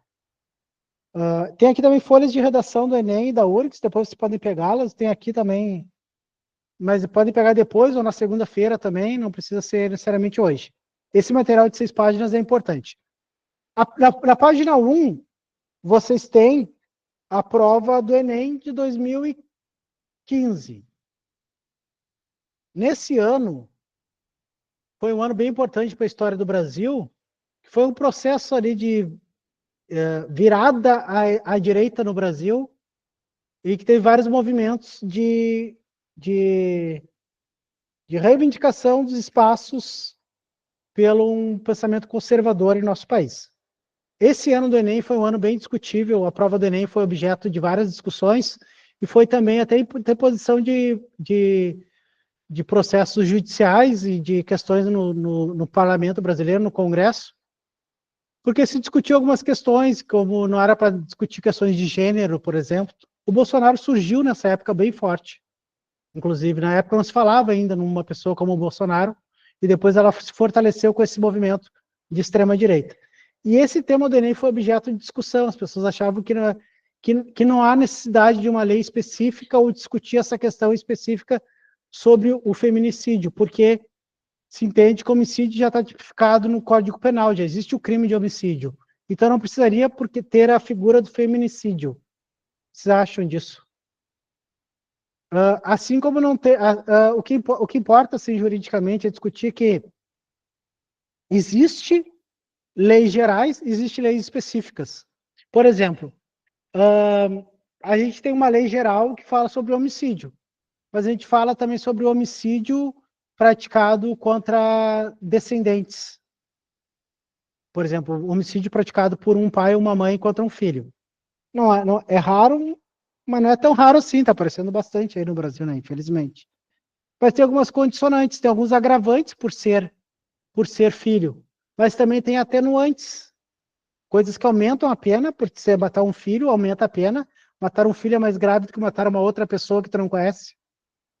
É mais grave pela lei, pelo próprio vínculo afetivo, mas também pode ser menos grave dependendo da condição dos pais. Então, uma mulher, por exemplo, em estado puerpéril, que é o puerpério, sabe o que é o puerpério? Aquele período posterior ao nascimento da criança, a mulher tem algumas questões hormonais e questões de postura frente ao novo filho, que é comprovado cientificamente que altera algumas capacidades. Então, o homicídio praticado nesse período, ele é um diminutivo bastante da pena. Continua sendo um homicídio, mas diminui bastante a pena. Isso é bem comum no Brasil, gente. É bem comum esse tipo de crime. e inclusive é um objeto de atenção com a área médica e das enfermagens, porque se olha para a mulher após parto para ver se tem algum trauma após parto, e se discute bastante isso, não se fala diretamente para a mulher, mas toda mulher passa por esse diagnóstico por ter questões. Então, um crime cometido tem uma legislação, uma atenuante de pena que faz com que o crime esteja uma pena menor. Então, tem várias discussões.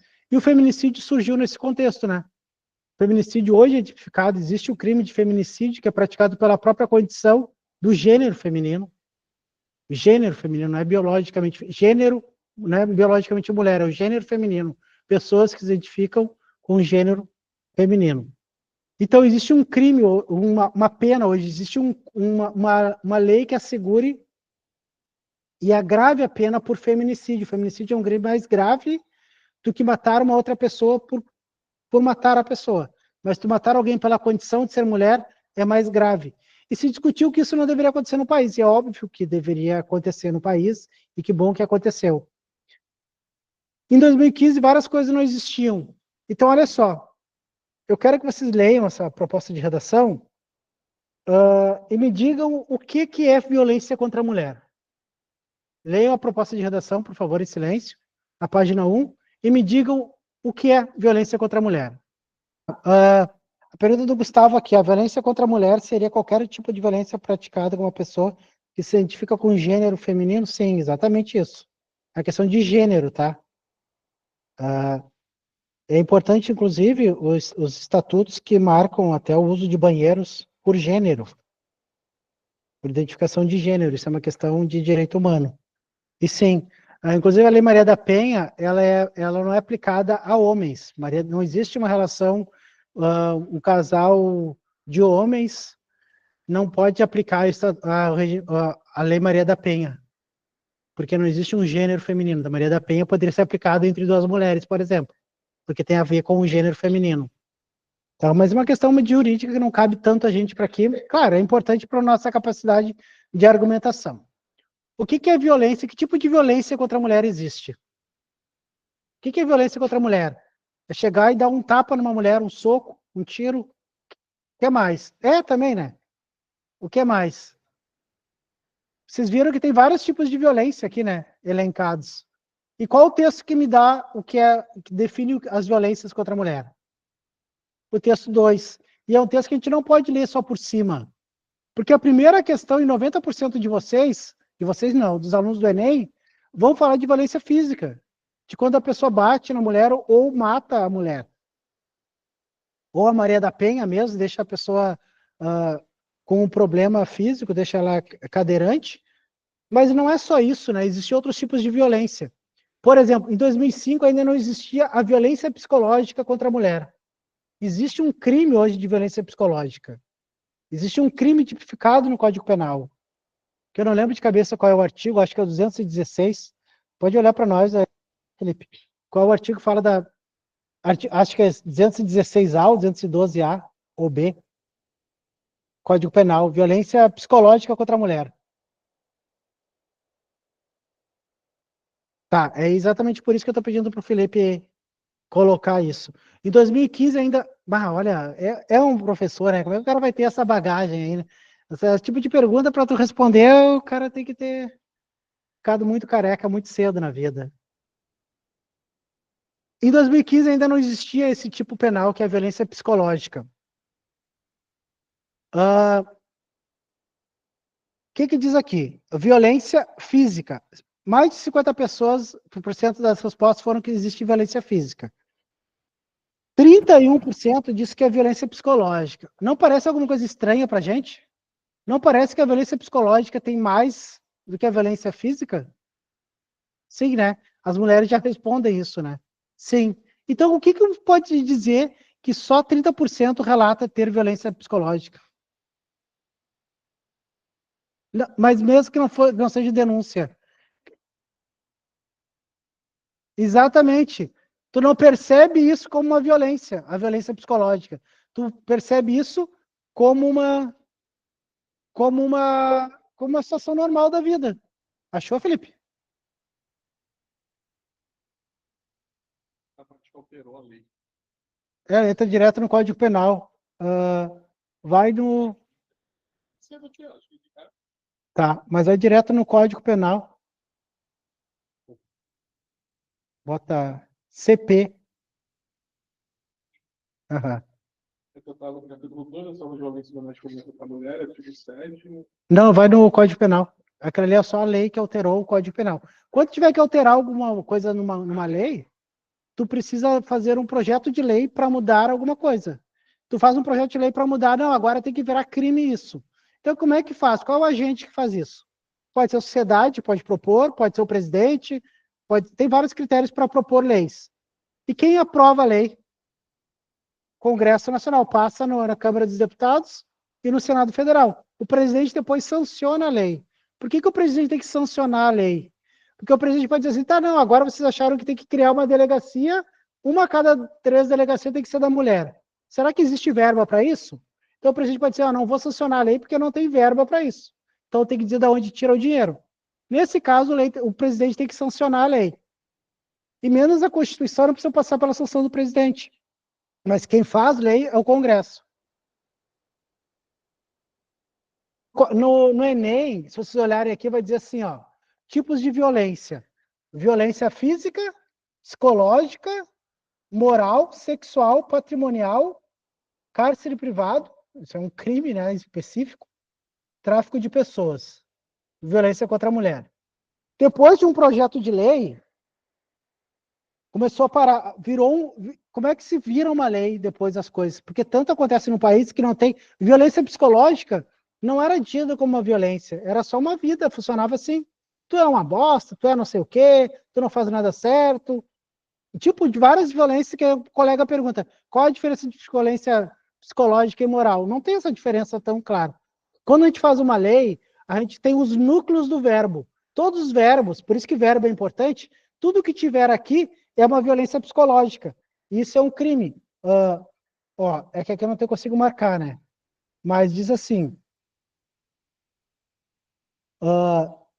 causar dano emocional à mulher que a prejudique e perturbe seu pleno desenvolvimento e que visa degradar ou controlar suas ações, comportamentos, crenças, decisões mediante ameaça, constrangimento, humilhação, manipulação, isolamento, chantagem, ridicularização, limitação do direito de vir ou qualquer outro meio que prejudique a sua saúde psicológica ou autodeterminação.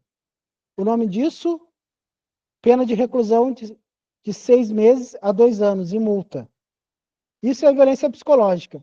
Se clicar aqui, vai dizer que essa lei foi criada bem recentemente. Vocês estão vendo que essa lei entrou em vigor em 2021. Quando a gente fez o Enem, não existia essa lei. Não existia o crime de violência psicológica contra a mulher. Então é óbvio que a sociedade tinha que discutir isso, né? Só uma coisa que é óbvia para a gente, que é para ser um crime, e não era tipificado como um crime, não era nada. Então a violência patrimonial, por exemplo, que é uma violência bem comum entre as relações, e a violência psicológica, não era nem tipificada como um crime. Causar dano, isolamento, ridicularização, a pena é aumentada a metade se o crime é cometido mediante o uso de inteligência artificial ou de qualquer outro meio, recurso tecnológico que altere a imagem ou o som da vítima. Então, existe um crime de violência psicológica, mas quando o Enem estava trabalhando isso, não existia.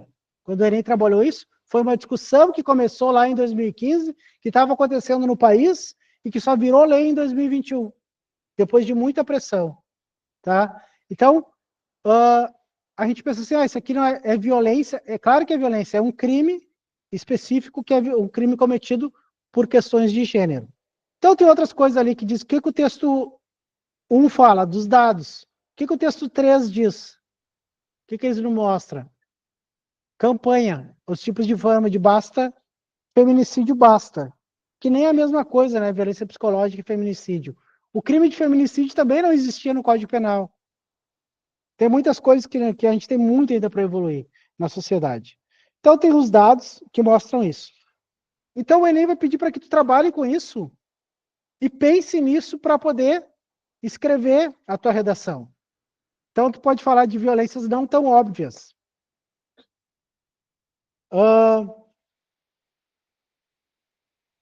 A URGS, ela vai trabalhar um pouco diferente. Vamos pegar o texto da URGS Saúde 2000 a página 5, que fala sobre esse texto que todo o colega perguntou, mas tem texto? Claro que tem texto. Eu não vou ler todo o texto com vocês, na página 4 começa o texto, que é sobre o incêndio do Museu de História Natural, o Museu Nacional. O tema diz assim, na página 4. Considere abaixo o texto. Incêndio no Museu Nacional provoca reflexão. O Brasil é um país sem memória? A gente é um país sem memória? E a URGS vai discutir sobre esse assunto. E qual o comando que a URGS vai colocar para vocês? Lá na página 5. Eu estou mandando vocês mudarem de folha toda hora, né? O texto acima vale-se de um fato traumático na história recente do Brasil. O incêndio que provocou grande destruição do Museu Nacional e de seu acervo. Para refletir a respeito de um tema importante para compreender a sociedade brasileira, contida no subtítulo de forma de pergunta. O Brasil é um país sem memória? Como se pode ver, trata-se de um assunto complexo, passível de ser expandido em diferentes direções. Antes de tudo, porém, refletir sobre o tema é urgente e atual, exigindo a participação de vários setores da nossa sociedade. Isso posto, o RPG de novo, considera a seguinte situação. Imagine que você é morador de alguma região do Rio Grande do Sul, entre as que recentemente foram afetadas pela maior enchente que já atingiu o estado, e que causou danos enormes aos patrimônios públicos e privados, e também à vida das pessoas residentes nesses locais. Passada a catástrofe, um grupo de cidadãos do estado lançou a ideia de construir, em uma região a ser definida futuramente, um espaço, um memorial, que reunirá as maiores quantidades possíveis de materiais diversos, informações, dados, testemunhos, imagens, etc., relativos à enchente. O fato é que essa ideia encontrou resistência junto a outros grupos da sociedade organizada. Para esses, um acontecimento de tamanhas proporções deve ser esquecido, devido ao sofrimento causado a tantas pessoas. Em uma audiência pública ocorrida para debater a viabilidade ou não da construção desse espaço, o grupo autor da ideia apresentou o texto acima, como forma de argumentar favoravelmente a sua proposta.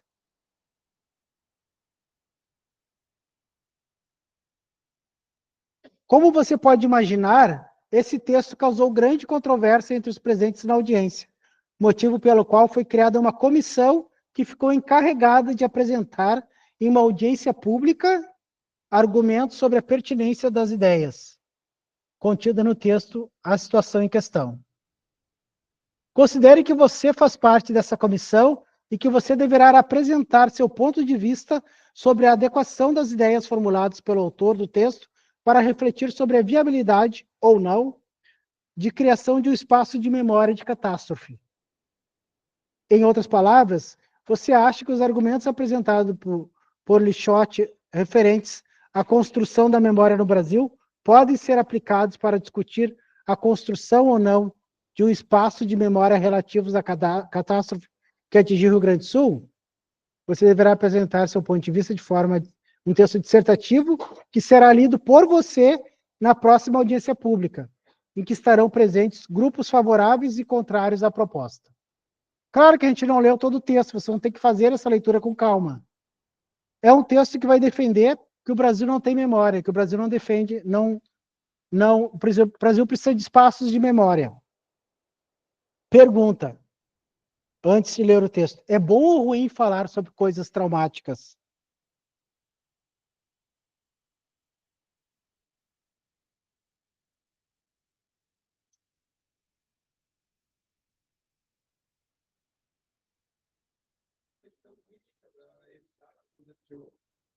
E a gente viveu isso, né? Então, isso que muita gente. A gente viveu isso, tá, mas a gente não é um texto feito, a gente não pode pensar só em nível, sim, a gente está falando disso. Ele vai falar de outros espaços de memórias, que a memória não é construída em nosso país. Para que serve a memória? Para que serve o resguardo da memória? O nosso país é um país que guarda as memórias? Nós temos uma ideia de memória? Se vocês fossem discutir argumentar favoravelmente que fato histórico no nosso país vocês acham que poderia ser usado como marca da nossa negligência com a memória do nosso país? Tudo na ditadura. Operação Condor, ditadura. Tá, ditadura por quê? O que falta de espaço de memória? Como assim espaço de memória e ditadura?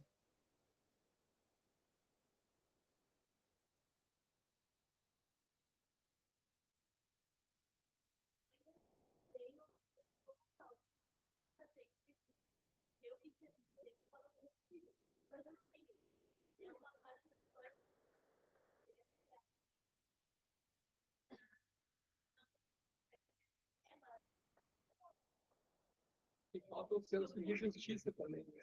Então, o que vocês poderiam usar como argumento? Poderia usar. Quem falou Boate Kiss também é uma forma. A ditadura militar, que os museus sobre a ditadura, a Comissão Nacional da Verdade, que foi lançada pelo governo Dilma em 2012, e que foi um movimento nos quartéis, começaram a se colocar os arquivos fora, né, para você ter ideia. Agora o filme que saiu, né, Ainda Estou Aqui, fala sobre isso, e também foi resgatado pela Comissão de Verdade. Fala, colega.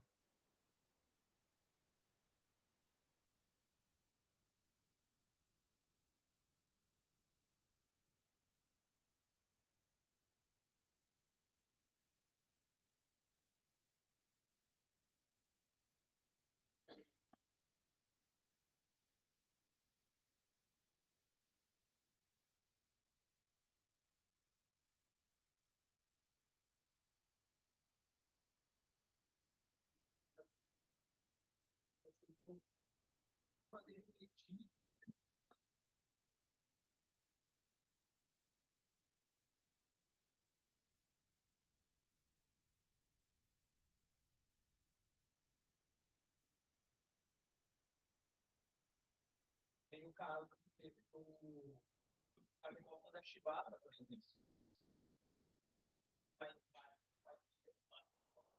Antônio Cândido.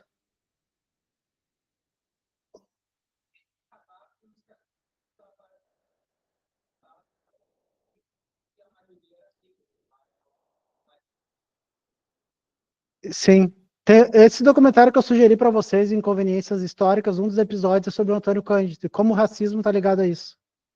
São episódios curtos que eu recomendo que vocês façam. Eu vou dar primeiro só a fala, tem os dois aqui para falar. Eu vou dar a fala para o grupo do WhatsApp, que é que está no. Que levantou a mão, acho que o Luiz. Fala, Luiz. Zé, eu tenho uma dúvida em questão de repertório. Por exemplo, como é que eu posso ligar um repertório, por exemplo, filme ou série no meu argumento? Só relacionar, tipo, de forma análoga a tal série representa como... demonstra como acontece na realidade brasileira. Assim funciona ou tem que usar de outra forma? Que eu fico confuso na hora de usar repertório nesse momento. Você não acha que tem um probleminha aí nesse repertório? Você não acha que parece que já vai começar forçada a barra? Então, assim, tem que cuidar. O repertório ele tem que fazer sentido ou não para a tua argumentação, para a tua defesa do teu ponto de vista. Se não fizer parte só para usar o repertório, melhor não usar.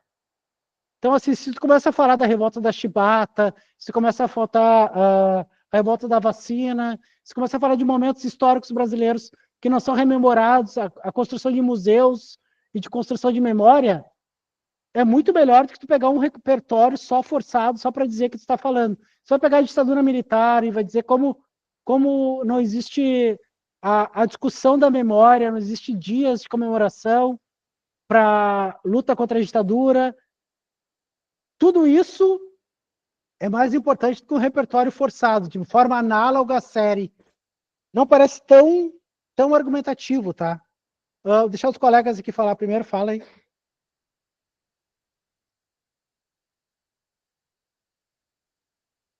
O fone não tá funcionando, Felipe, outro. Eu acho que é bom o colega falar no fone, senão vai...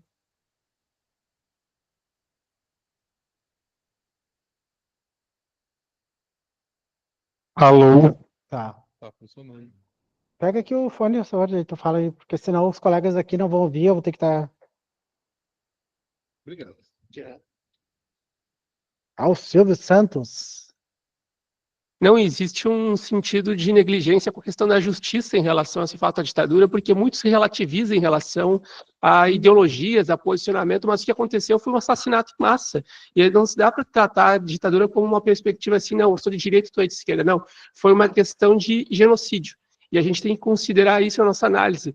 Já o caso da questão das enchentes, a gente tem que manter essa memória também, porque foi um fato que poderia não ter acontecido se tivesse a gestão correta da questão dos recursos hídricos da cidade. Se a gente tivesse conseguido antecipar isso, a gente tinha conseguido evitar muita, não só no estado, não só na cidade, no estado todo, a gente podia ter evitado a situação. Então é importante que a gente mantenha a memória por causa dessas questões, entende? É isso. Sim, eu acho que é super importante isso. Acho que o colega quer falar, acho que é importante falar no microfone também. Desculpa, porque senão Sim. vai ficar ruim dos colegas aqui ouvirem. É super importante isso. Então, um museu da memória das enchentes, ele teria essa característica também de preservar, ó, essas pessoas aqui morreram porque não teve uma bomba que funcionou aqui, porque não se respeitou as questões científicas sobre isolamento dos lugares, não teve políticas públicas e poderia, por exemplo, constar como os mais pobres são os mais vulneráveis, os que mais morrem são os mais pobres. Por que será que os mais pobres morrem? Porque eles ficam em áreas de risco. Então, uma coisa é ter uma tragédia, outra coisa é naturalizar que os mais pobres são os afetados. E sempre são. Por quê? Porque vivem em condições de mais vulnerabilidade. Fala. Eu queria destacar muito o ponto que deveria ser muito mais relevante para nós, brasileiros, que é o desmatamento, que é uma coisa que acontece há anos, é muito influenciável na nossa economia, na nossa cultura, e a gente realmente ignora, porque os pontos como posso dizer, os lugares que a gente assiste a mídia, eles fazem questão de não mostrar isso de forma muito clara. Tanto agora que teve a Marina Silva brigando na bancada contra os senadores, e todos eles estavam lutando para usar a desinformação ou descredibilizar aquilo que ela falava, porque ela defendia um ponto que aquela lei vai prejudicar bastante a Amazônia, tudo eles achando ou justificando que aquilo ali poderia trazer mais benefício para a Amazônia. Só que é exatamente aquilo que ela defende, que a forma que eles têm que entrar tem que ser bem estudada, tem que ser com o IBAMA aprovando. Então, as pessoas também não entendem muito como é que é o IBAMA. Eu achei também, eu já fui daquelas pessoas que acreditavam que o IBAMA não fazia porcaria nenhuma, mas o trabalho deles é completamente ignorado por qualquer pessoa, né? Porque eu moro aqui no Rio Grande do Sul, que eu não tenho que prestar atenção no trabalho do IBAMA e outros tipos de campanha. Sim, exatamente. A Marina Silva tem isso, tem o agronegócio, que é muito forte, né? E também tem a questão dela ser uma mulher e uma mulher preta, né? Isso favorece bem mais fácil a misoginia, né? Tem a colega que eu acho que ia falar antes, não? Desistiu? Foda-se, não quero falar. Vai. Só Tá. fazer um adendo do que eu falei antes, é que, na verdade, o Brasil não é um país sem memória. Se você refletir bem, na verdade, ele é um país com memória seletiva. Porque se a gente pegar todas as ruas, praças e tudo mais, tem nome do que seriam os heróis brasileiros e coisas do tipo. Mas são presidentes da época da ditadura, são os Castelo Branco, tropeiros, né? coisa do tipo. Isso, a nossa Meu nome do é uma colégio história é Costa branca e e tudo Silva. mais, e não é os heróis de verdade, quem, tipo, o Antônio Conselheiro, ou que nem o Zumbi. Cândido da revolta da Chibata e tudo mais, não são referenciados, não tem estátuas deles, não é estudado na escola, porque a gente tenta embranquecer e apagar todos esses fatos e engrandecer gente que ou não fez muita coisa, ou só piorou o país. O colega aqui de elogiou a tua oratória aqui, que a tua oratória é muito boa. Ah, O obrigado. colega aqui falou. Então, realmente, tem razão nisso. Uma outra questão, né? Tem memória, existe memória. Eu não quis dar essa resposta, mas é por aí mesmo. Alguém mais? Alguém quer falar aqui no IAD?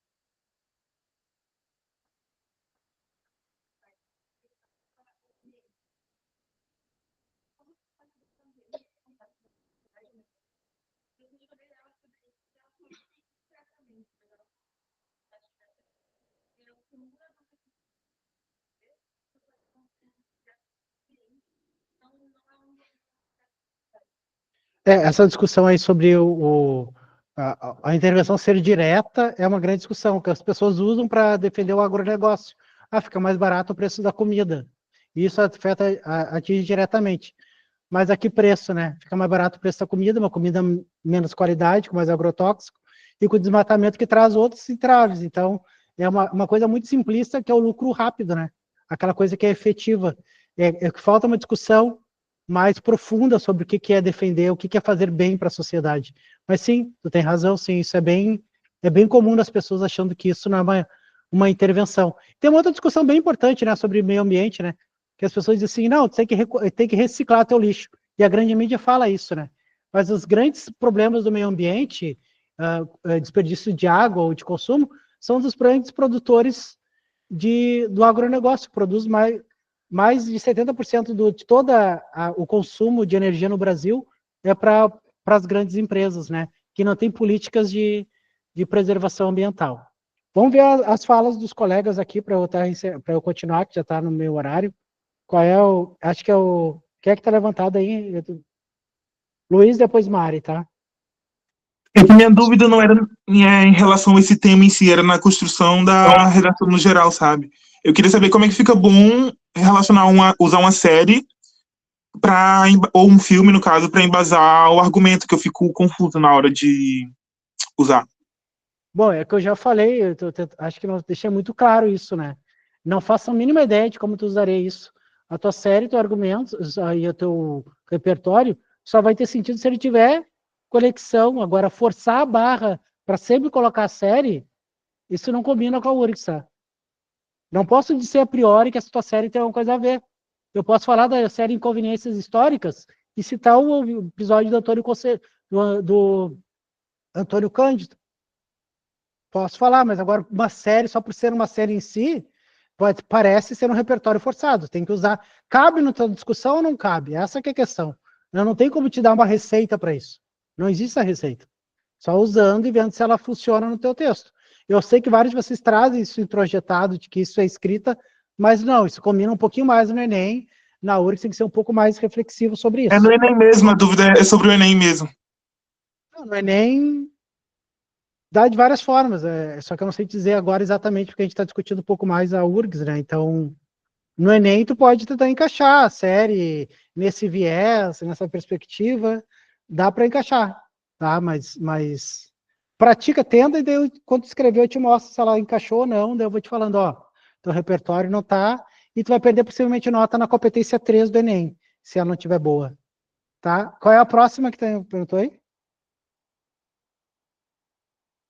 Sou eu. Oi.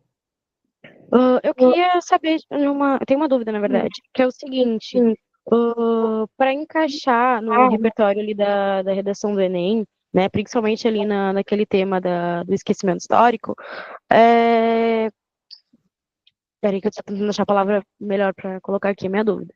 Mas, por exemplo, citar exemplos de e fazer uma comparação, citar exemplos como, sei lá, a Alemanha não caiu no esquecimento da história do que foi o nazismo, né? E os países não destruíram os campos de concentração, comparado que o Brasil caiu nesse esquecimento do que foi a ditadura, né? Inclusive, hoje nós temos muitas pessoas dizendo que a ditadura não ocorreu. Sei lá, qual seria a sua opinião para botar isso em forma de uma redação? Essa comparação, só que não é no Enem, né? Na URGS esse texto, né? Tu pode fazer sim, da redação da URGS. Tu pode dizer exatamente isso, que em países como a Alemanha, o Museu do Holocausto é um museu super visitado, super importante, que é uma construção histórica da sociedade, e que o Brasil não tem esse mesmo olhar sobre suas grandes mazelas. Eu acho que você está esquecendo um grande problema no Brasil, um fato histórico muito importante, que mostra muito claramente, e também, como o colega disse lá, como é seletista a nossa memória. A gente tem memória, mas é uma memória seletista. Tem um fato histórico que seria um grande argumento para debater sobre isso, mais do que a ditadura militar, que é um fato que embasa a história do Brasil, que aconteceu no início da nossa república. Será que alguém vai lembrar? tem um fato histórico muito importante que foi construído por um cara. Fala, Sofia. Eu não sei a resposta da tua pergunta, mas eu acho que isso do negócio da Alemanha e de não ser feito aqui no Brasil ou com museu para a ditadura, etc., se encaixa muito de que. Nossa, eu acho que eu tô ouvindo minha própria voz. Se encaixa muito em que lá na Alemanha eles se arrependem, né, do que aconteceu, do Holocausto e tal. E aqui no Brasil a gente sabe que tem muitas pessoas que apoiam a ditadura e, tipo assim, é algo muito bizarro. Pode, tipo, acontecer de fazerem esses tipos de museu e as pessoas forem para, tipo, aplaudir o que aconteceu, sabe? É isso. Não, eu acho assim, existe isso também, mas não é bem tão claro assim na Alemanha, né? O partido de extrema-direita alemão foi o que mais cresceu na última eleição. Então, não é, na verdade, a memória é uma forma de resistência, é uma forma de luta contra movimentos extremistas e direito à memória é direito à democracia. Basicamente é isso. Mas a memória não é uma memória seletista, como o colega está dizendo. Mas tem um fato que aconteceu quando se acabou a escravidão no Brasil, se fez a República, teve um ato praticado na República Brasileira que foi extremamente importante para o apagamento da memória dos ex-escravizados. Foi um fato muito importante para a história do Brasil, que mostra como o direito à memória no Brasil é seletista. Oi? Tem um movimento feito por um cara que foi ideólogo da República Brasileira chamado Rui Barbosa. Não é o nome de terminal de ônibus em Porto Alegre? Rui Barbosa, não é? Tudo no lugar tem Rui Barbosa. O Rui Barbosa foi o cara que instigou a que se queimasse os arquivos da escravidão do Brasil. Por quê? Porque ele dizia que uma coisa tão terrível não deveria ser lembrada. O que isso enseja? Que se um negro brasileiro quiser fazer uma árvore genealógica, é muito mais difícil que qualquer branco que vai fazer, por exemplo, porque vai conseguir as origens italianas, alemães e origens portuguesas, por exemplo. E isso também não dá direito à memória de uma forma de resistência também, de luta. Por quê? Quantas pessoas hoje estão no poder no Brasil ou fazem parte dos grupos de poderes? Quantas pessoas são descendentes de escravistas? Como tu recupera isso memória? Então, é fácil, o cara está dizendo hoje, mas tu olha as fortunas das pessoas, quanto elas estão ligadas à exploração do outro, à escravização do outro. Então, quando se queimou os arquivos da ditadura, com o argumento que era para os senhores, os escravizadores, não cobrarem indenização do Estado, que é uma grande balela, né? Seria muito bom nós hoje olharmos que o avô do fulano de tal cobrou indenização por ter que acabar com a escravidão. E isso a gente não tem essa memória no Brasil. Então, essa coisa tão ruim que não deve ser lembrada. Então, o direito à memória é um direito de resistência, é um direito de luta. Então, tem esse outro olhar, que é o que a Marta Medeiros está fazendo o contrário aqui no texto dela. Só para acabar rapidamente, ela vai dizer assim, eu já li esse texto com vocês, né? Olha o olhar que a gente tem sobre esse texto da Marta Medeiros, texto 2, tá? Eu vou ler rapidinho para liberar vocês. Olha como a Marta Medeiros trabalha a ideia de memória. O que é ter memória? O termo vem do latim pater, pátria, e simboliza o papel de determinadas personalidades na formação da unidade nacional e de sua independência. O nosso pai da pátria não é um, mas dois. Dom Pedro I e José Bonifácio. Cada nação tem o seu, que serve de modelo de heroísmo e de dignidade. O pai da pátria está acima de nós, como numa família tradicional. Não em valor, que valorosos somos todos nós, mas em representatividade. O pai da pátria poderia, inclusive, ser o epíteto de todo chefe do executivo. Não fosse, especialmente no nosso caso, uma piada. A pesquisa séria sobre a importância de ter um pai reconhecido em certidão.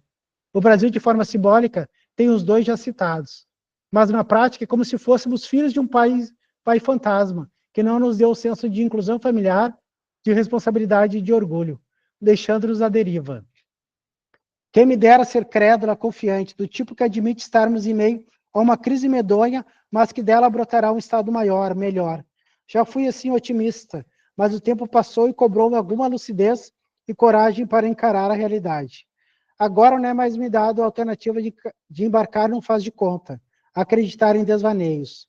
O fato é que sempre estivemos irremediavelmente lascados, pois desde que a nossa história começou, 1500, foi um tropeço atrás do outro.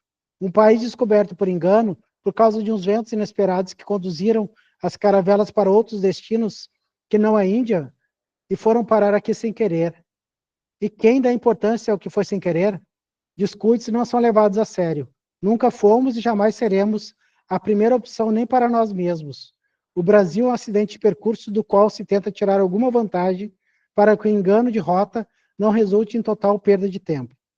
Se você discorda, se ainda acredita que um dia seremos um país íntegro, digno, consistente, me declaro invejosa de sua fé. Sou uma ratazana descrente que não abandona o navio porque tem parentes no convés, apenas por isso. Sorte a minha e provavelmente a sua, que colecionamos algumas vitórias particulares.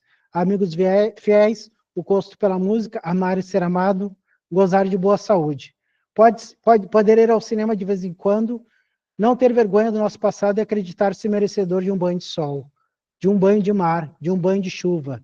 Essas trivialidades naturais que mantêm o corpo e a alma azeitados. A vida vale a pena em sua simplicidade, aquela que ainda comove, pois rara. Mas não nos gabemos, pois ainda que nossa família nuclear e nossa trajetória pessoal não nos envergonhe, somos todos habitantes de uma pátria órfã. Bem escrito, boa opinião dela, mas uma bosta, né? Porque ela fala de boas coisas e fala como símbolos de paz, que o que nos falta é a memória dessas figuras que mostra uma memória seletista, né? Ela poderia dizer o contrário, né?